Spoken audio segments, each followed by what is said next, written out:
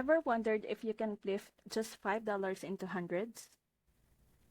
On DigiFantasy, you can, not by guessing, but by using tools that give you the edge.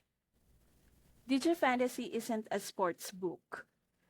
It's a fantasy pick'em research platform that compares odds, finds mispriced lines, and shows you where the value. The DFS optimizer scans fantasy platform like PrizePicks and Underdog, flagging over or undervalued props.